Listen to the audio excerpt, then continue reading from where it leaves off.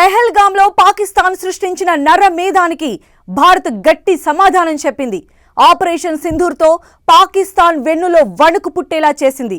అయితే ఆ టైంలో మన భరతమాత ముద్దు బిడ్డలు అమరులయ్యారు.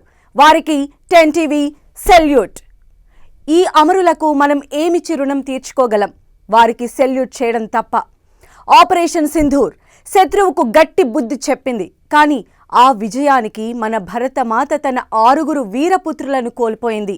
ఆ అమరవీరులు Subedar major Pawan Kumar, rifleman Sunil Kumar, lance Naik Dinesh Kumar, aviation technician Mood Murali Naik, Havildar Sunil Kumar Singh, sergeant Surendra Kumar.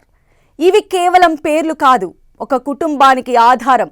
తల్లిదండ్రులకు కొడుకులు, భార్యకు భర్త, పిల్లలకు తండ్రి. అన్నిటికంటే ముందు భరత మాతకు వీర సైనికులు.